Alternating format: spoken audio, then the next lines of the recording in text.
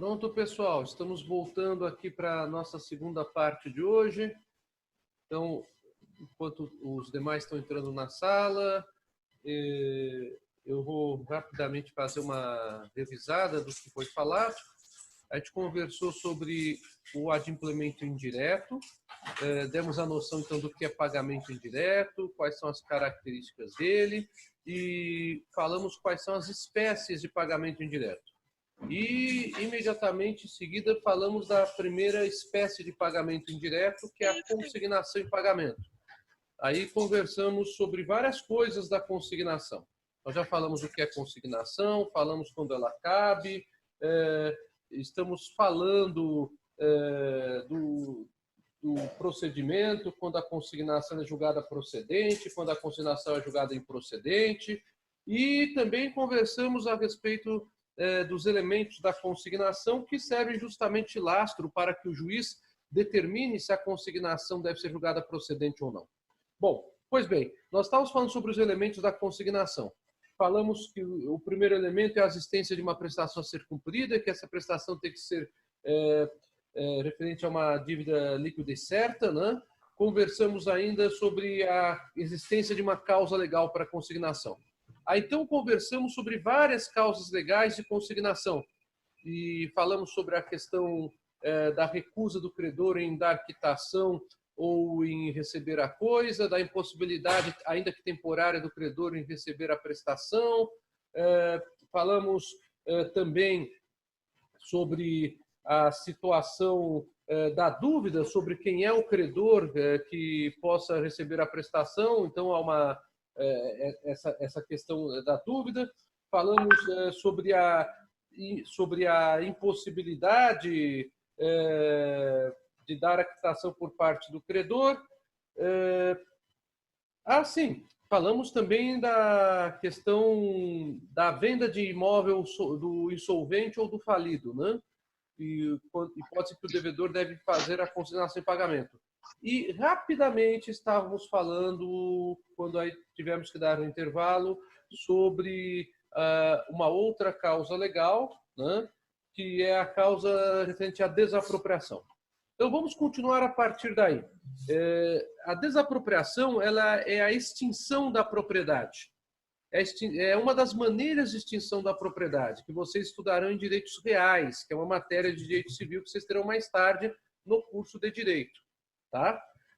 Na desapropriação, nós temos a perda compulsória, a perda obrigatória da propriedade, porque o poder público, o município, ou o Estado, ou a União, decretam determinado imóvel como área de utilidade ou necessidade pública, ou ainda como de interesse social. A desapropriação é um instrumento legal. Ela é feita em observância à função social da propriedade, que é muito importante, está inclusive prevista no artigo 5º da nossa Constituição, né? Então, nenhum reparo a se fazer com relação a essa questão. A única coisa é que a Constituição Federal exige que a desapropriação seja efetuada mediante o pagamento de indenização. Então, a desapropriação não é simples retirada da propriedade de alguém. Essa pessoa, que é a proprietária, ela acaba sendo notificada pelo poder público que houve a aprovação de um decreto de desapropriação da área que ela está ocupando. E que, por conta da promulgação desse decreto, o poder público a notifica fixando um prazo para que ela saia dali e que ela aceite o valor da indenização que está sendo proposta. Normalmente, a proposta do valor da indenização é bem abaixo dos valores praticados pelo mercado imobiliário. Então, é bastante comum os expropriados não aceitarem receber a indenização diretamente do poder público.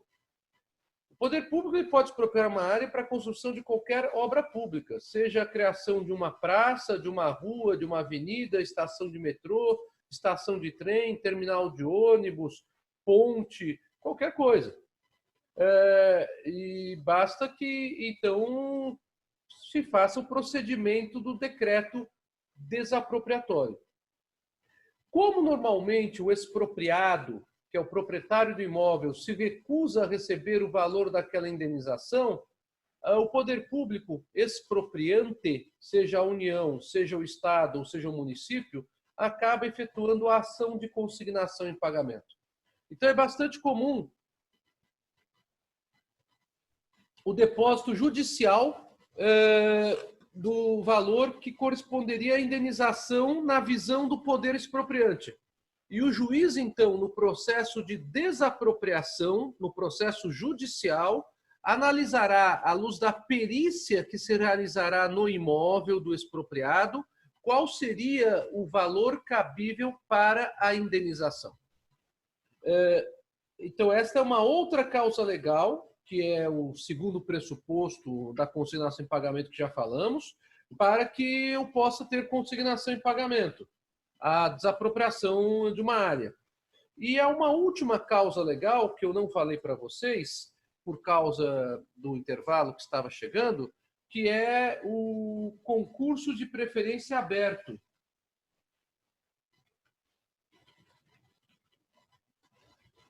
Contra o credor. Esta é a última hipótese, a do concurso de preferência aberto contra o credor. Percebam a expressão concurso de preferência contra o credor. Então, há mais de um credor do credor. E esses credores já estão, inclusive, com um concurso de preferência aberto. Ou seja, já há menção em um processo judicial que esses credores teriam direito ao crédito do credor do devedor. Essa é a típica situação em que o devedor fica bastante perplexo, porque ele acaba com uma dúvida muito grande se ele deve efetuar o pagamento ao credor originário ou ao credor do credor, porque já há processo judicial. Já tenho mais de um credor disputando créditos que aquele credor do devedor teria que ter pago e não pagou. Então, aquele credor do devedor ele está caminhando para uma situação de insolvência civil ou para uma situação de eventual falência. Nesse tipo de situação, o devedor pode e deve, até por uma questão de cautela, promover a consignação em pagamento. Por quê? Porque na consignação em pagamento ele se garante de que não estará mais em mora, e a menos que ela seja julgada improcedente, e ele também se livra de um eventual pagamento indevido, que a gente já viu, pagamento indevido, quem paga mal paga duas vezes, né? Muitas vezes. E mais do que isso, ele deixa ao Poder Judiciário o poder de decisão sobre as questões de créditos relativas ao seu próprio credor, o que é mais adequado nesse tipo de situação. Bom, então essas são as 8 causas legais que o Código Civil e o Código de Processo Civil autorizam para a consignação judicial em pagamento. Então, falamos de 2 elementos da consignação. O primeiro, a existência de prestação certa e líquida. O segundo, a existência de uma causa legal. Enunciamos todas as causas legais aqui para vocês e comentamos sobre cada uma delas. E agora, a terceira e última situação, isto é, melhor dizendo, o terceiro e último elemento ou pressuposto da consignação em pagamento. O primeiro, prestação líquida e certa. O segundo, existência de causa legal. Comentamos as 8. O terceiro elemento, a intenção do devedor em cumprir a obrigação. Eu estou me referindo, então, aqui ao animus solvendi. Isto é, realmente o devedor ele realiza aquele ato com a intenção de satisfazer o interesse originário do credor. Mas, Senise, muitas vezes o credor não discorda do devedor? Discorda, por isso que cabe a consignação. Mas se na visão do devedor ele está realmente com o bom propósito de cumprir a prestação pela consignação em pagamento, porque considera que aquela maneira de pagamento que ele está fazendo é justamente a intenção originária do credor, ele estará com ânimo solvendi, isto é, o ânimo de cumprir a prestação, o ânimo de pagar. Então, nós temos 3 pressupostos para a consignação ser julgada procedente. O primeiro pressuposto, a existência de prestação certa e líquida. O segundo pressuposto, a existência de uma das causas legais que eu apontei na primeira parte da aula e agora bem no iniciozinho dessa segunda parte, quando falei do concurso de preferência aberto contra o credor. E o terceiro pressuposto, o ânimos solvente. Diante disso, pergunto para vocês, meus amigos, se ficou claro até aqui a matéria. Se ela está clara, eu vou trabalhar com as regras finais da consignação em pagamento.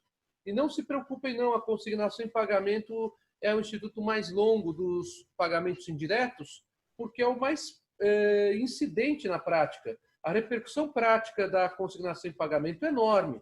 Vocês já puderam verificar. E essa é uma matéria que vocês não terão mais no curso de Direito.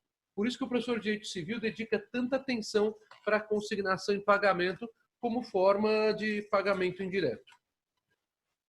Pergunto para vocês se vocês têm alguma dúvida com relação à matéria até aqui. O professor, o último elemento, o terceiro, que é o último elemento do pressuposto, eu não entendi, não. E eu não consegui ler o que você digitou aí. Aí eu acabei me perdendo. Não tem problema, Tatiane.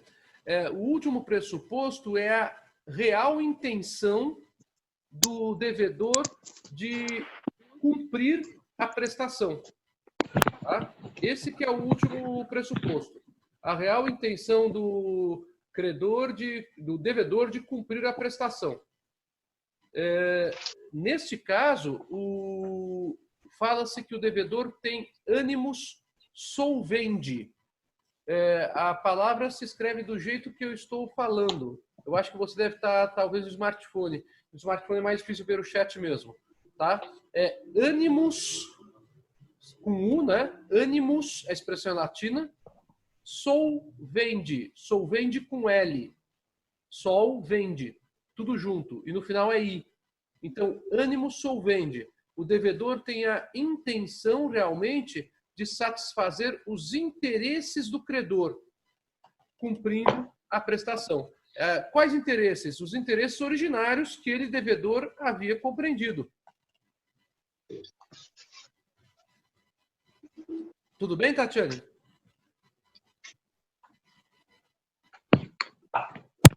Ficou claro? Ficou, professor. Obrigada. De nada. Alguma outra pergunta, pessoal? Ficou claro para vocês, então?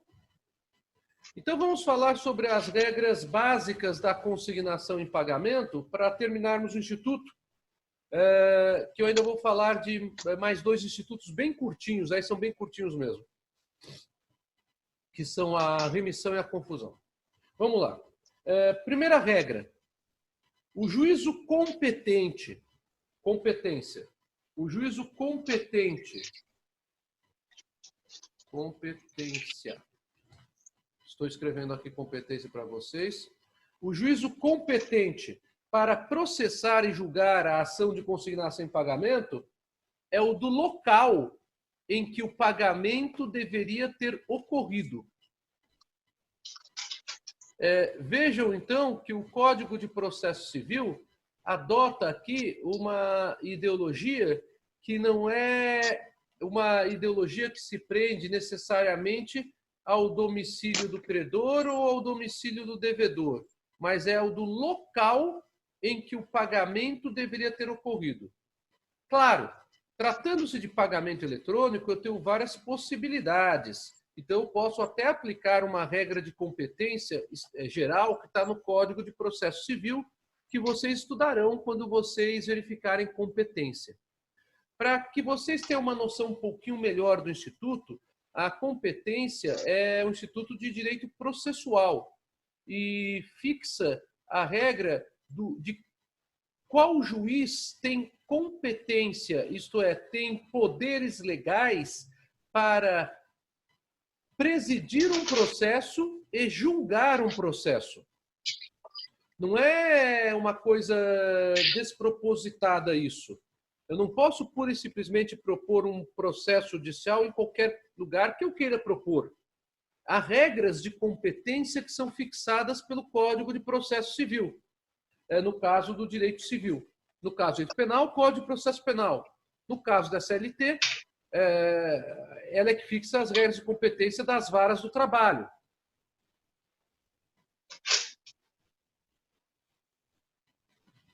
Pois bem, quando falamos em regras de competência, estou me referindo, então, às regras que podem estabelecer e que estabelecem qual é o juiz competente para apreciar uma causa. Então, a expressão juiz incompetente não é uma expressão depreciativa ao juiz, tá? Mas é uma expressão que diz respeito a ele ter poderes legais ou não para processar e julgar uma causa, julgar um processo. Nas ações de consignação em pagamento, a regra de competência é o local no qual o pagamento deveria ter se realizado. Tratando-se de pagamento eletrônico, podemos ir então às regras gerais do Código de Processo Civil. Então, eu posso ter, por exemplo, o domicílio do devedor como pagamento. Mas eu tenho pagamentos que ocorrem não apenas no domicílio do devedor, como vocês já sabem. O local do pagamento pode ser ou o domicílio do devedor, nesse caso fala-se em obrigações querable, ou o domicílio do credor, nesse caso se fala em obrigações portable, que é aquela questão do local do pagamento que a gente já conversou. Então, por conta disso, é que nem sempre será a regra o domicílio do devedor para fins de consignação e pagamento. Alguém queria perguntar alguma coisa ou foi o microfone que abriu sem querer? Tá bem. Segunda regra. As obrigações de dar coisa certa e as obrigações de restituir podem ser objeto de consignação em pagamento. Então, a consignação em pagamento ela não ocorre para as obrigações de fazer e de não fazer. As consignações em pagamento apenas ocorrerão para as obrigações de dar coisa certa e para as obrigações de restituir. Como a gente conversou já algumas aulas atrás, nas obrigações de dar coisa certa, eu tenho duas possibilidades. A obrigação de entregar e a obrigação de restituir. Então, vamos repetir a segunda regra. A segunda regra é a seguinte: a consignação em pagamento ela é possível quando se discute obrigação de dar coisa certa. E isso compreende tanto as obrigações de entregar como as obrigações de restituir.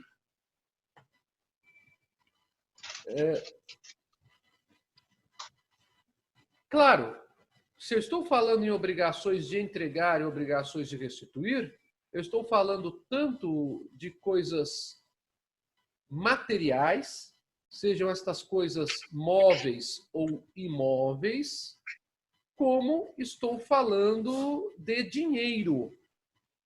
Dinheiro é bem móvel, lembrem-se disso. Então, é bastante comum a consignação em pagamento discutindo dinheiro, né? Então, eu posso ter consignação em pagamento de qualquer coisa material, que é objeto de uma obrigação de dar. E como falei para vocês, obrigação de dar coisa certa. Porque enquanto a coisa é incerta, eu não tenho uma prestação líquida. Eu preciso ter essa prestação líquida para eu ter a consignação em pagamento. Terceira regra sobre a consignação e pagamento.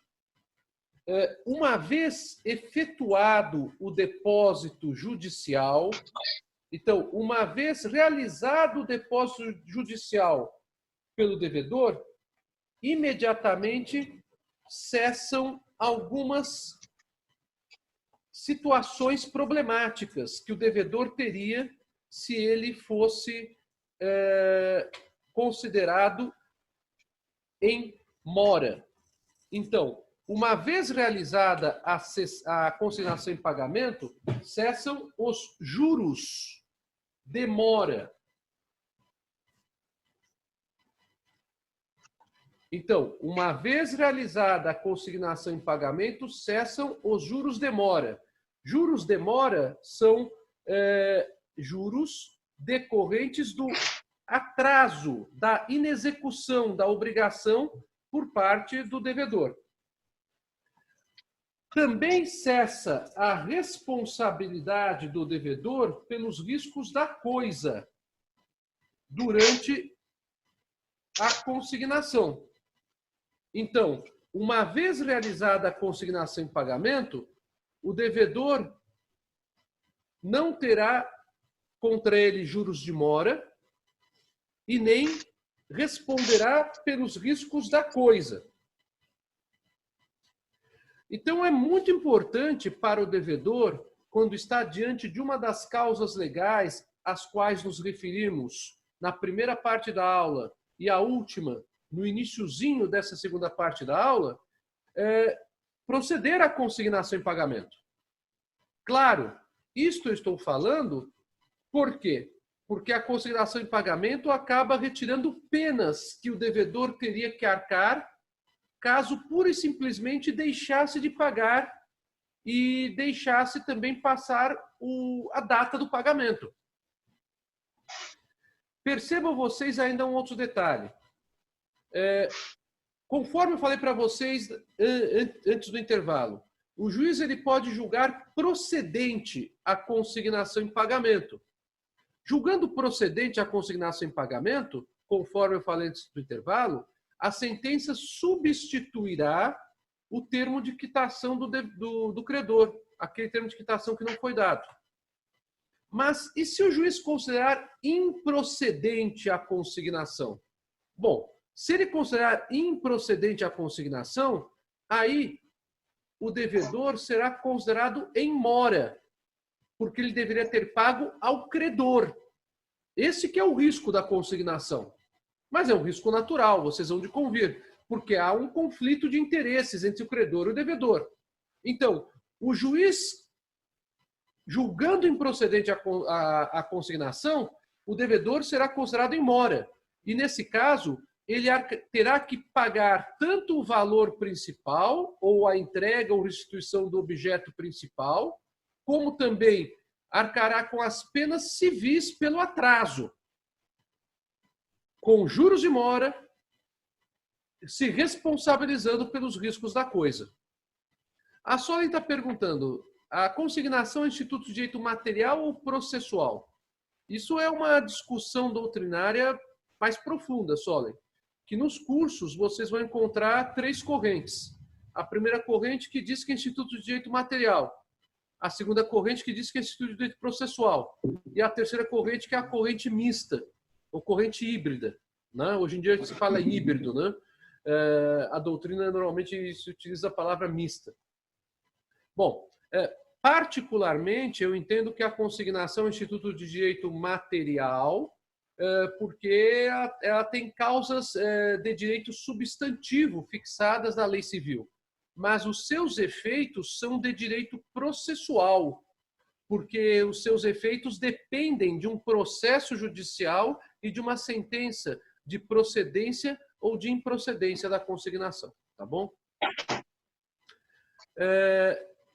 Com relação a esta segunda regra, ficou claro para vocês a questão dos juros de mora e dos riscos da coisa? Bom, ainda nessa terceira regra, a partir do instante em que o devedor deposita judicialmente o bem, eu tenho que ter alguma vantagem para o credor durante esse processo, no que diz respeito a ele não tomar medidas, porque tem que aguardar a ação de consignação acabar. Por conta disso, o STJ tem um posicionamento que eu, inclusive, menciono no manual. Desde 2011, o STJ, lembrem-se, é o Superior Tribunal de Justiça. É uma corte importantíssima no direito brasileiro, porque acaba uniformizando o entendimento dos tribunais estaduais e dos tribunais regionais federais. Então, o STJ entende que a consignação em pagamento interrompe, gera a interrupção do prazo prescricional do credor de propor as medidas judiciais de cobrança. Então, o devedor efetuando a consignação em pagamento, não é necessário que o credor promova medida judicial de cobrança. Ele poderá aguardar o desfecho da consignação em pagamento. Até mesmo porque o credor ele poderá cobrar, pelas medidas judiciais pertinentes, o bem ou o valor devidos com um julgamento de improcedência da consignação. E é desnecessário o credor cobrar judicialmente, seja por um processo de conhecimento ou por um processo de execução, um bem que está sendo discutido num processo de consignação em pagamento. Então, o que diz o STJ? Durante o período da consignação em pagamento, não corre o prazo prescricional das medidas judiciais de cobrança contra o credor. Mais uma regra sobre a consignação em pagamento. O devedor poderá, a qualquer tempo, levantar o depósito judicial que efetuou. Levantamento do depósito judicial. O que quer dizer levantar o depósito judicial?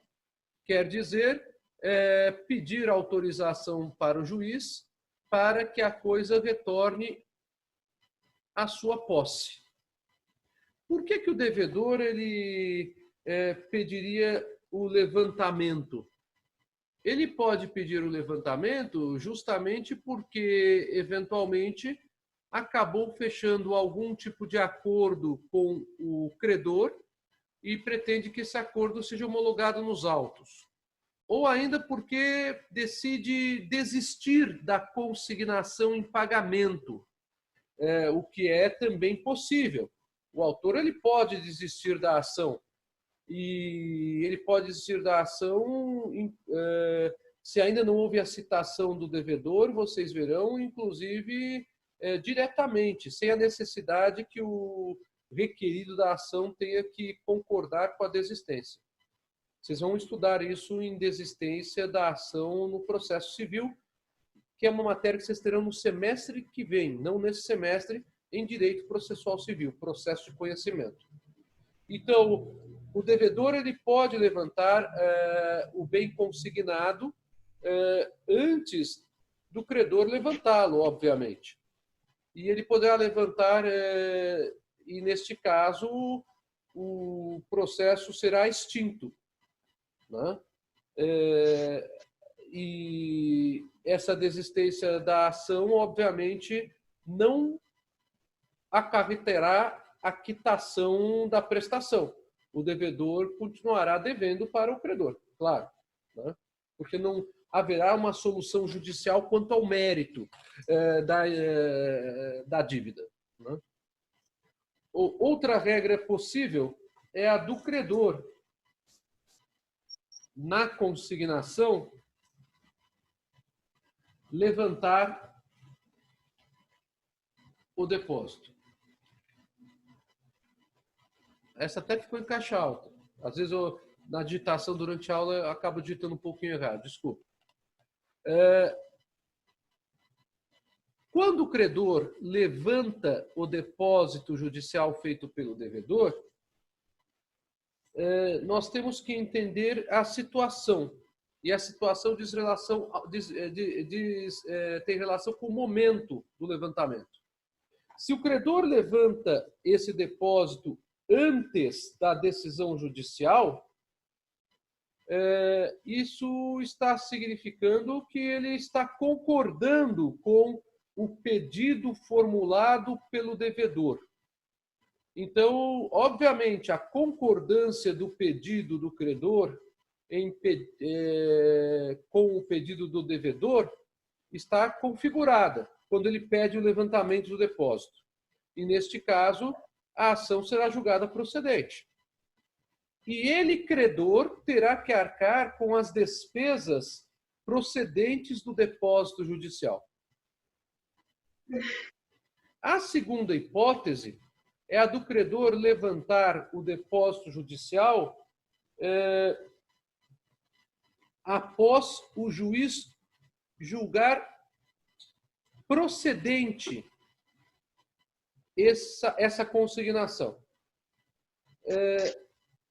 Se isto é feito depois da sentença, eu não tenho uma concordância do credor. Houve resistência do credor ao pedido. Então, neste caso, o credor arcará não apenas com as despesas processuais, mas arcará também com os honorários advocatícios do advogado do devedor, que efetuou a consignação em pagamento. Então, é muito importante também essa discussão, justamente no que diz respeito à fixação dos honorários advocatícios, para saber quem pagará esses honorários no processo. Tá bem? Outra regra, pelo visto vamos ficar só com a consignação hoje, que já estamos apenas com 8 minutos. Mas não tem problema, consignação é muito importante, como vocês estão reparando, há vários detalhes, é uma matéria muito solicitada em exame de ordem e em concurso público. Vamos continuar. Quando o juiz ele julga procedente a consignação, é bastante comum ele se utilizar de uma expressão que é a seguinte: julgo bom o depósito. Essa expressão, julgo bom o depósito, quer dizer que a coisa consignada deveria ter sido consignada. Então, quando o juiz julga bom o depósito, é porque ele está julgando procedente a ação. É mais natural nós vermos sentenças onde o juiz às vezes nem fale essa expressão bom depósito, mas só fale julgo procedente a ação. Mas muitas vezes se encontrarão sentenças em que o juiz fala que o depósito é bom. O depósito é bom nesse sentido, no sentido de que o devedor tinha razão e os 3 elementos ou pressupostos da consignação estavam ali presentes para que ele efetuasse o depósito. Bom, mas a questão é a seguinte: eu posso ter situações que não são nem procedência total e nem improcedência total da ação de consignação, como falei para vocês na primeira parte da aula de hoje. Eu estou me referindo ao depósito parcialmente bom. Que expressãozinha, né? O que quer dizer parcialmente bom? Se o depósito é parcialmente bom, quer dizer que o depósito ele está incompleto. É isso que está querendo dizer. Então, o devedor cumpriu a prestação? Sim. Mas o juiz está entendendo que aquele depósito não é suficiente para dar uma quitação plena ao devedor daquela prestação. Então, neste caso, haverá depósito parcial da prestação. Se há depósito parcial da prestação, a ação será julgada parcialmente procedente. Se a ação será julgada parcialmente procedente, as despesas processuais serão fixadas de uma maneira diferente pelo juiz, levando-se em conta que o depósito foi parcial. E os honorários advocatícios também serão fixados de uma maneira diferente pelo juiz. Bom, neste caso, como eu não tenho uma quitação plena, mas eu tenho apenas uma quitação parcial que a sentença dará para o devedor, o credor terá direito à promoção do restante da prestação que não foi paga. Obviamente, o depósito é parcial, a consignação foi julgada parcial. Quer dizer que o depósito é parcialmente bom, ou seja, a quitação não é plena, é uma quitação parcial. O que o credor poderá fazer? O credor poderá se utilizar daquela sentença como título executivo e promover a execução judicial sem discutir se aquele saldo restante deveria ser pago ou não, porque já foi discutido na consignação em pagamento, sem então um novo processo de conhecimento, ele já parte para a execução judicial. Então, a outra regra é a seguinte: na procedência parcial da consignação em pagamento, o credor poderá se utilizar da sentença judicial para promover diretamente a execução judicial do valor remanescente, do valor restante. Esta orientação já existia na doutrina e o STJ acabou consolidando esse entendimento já há quase 10 anos. Eu cito, inclusive, um dos julgados do STJ que trata do tema, no meu curso. Então, o STJ já afirmou o entendimento que o credor pode também se valer daquele título executivo que a sentença judicial revela. A sentença judicial da ação de consignação em pagamento. Não é só o devedor que se valerá dele como título de quitação parcial da dívida. O credor poderá se utilizar daquele título de quitação parcial da dívida para demonstrar que a dívida não foi totalmente paga. E como esse título já é executivo, promoverá a execução direta. Não precisará ter uma outra discussão com produção de provas sobre se há dívida remanescente ou não, porque a consignação em pagamento já analisou as provas e já fixou que há dívida remanescente. Outra regra com relação à consignação em pagamento. Os riscos pela conservação da coisa. Eu falei para vocês, há poucos minutos atrás, que uma vez realizada a consignação em pagamento, cessa a responsabilidade do devedor pelos riscos da conservação da coisa.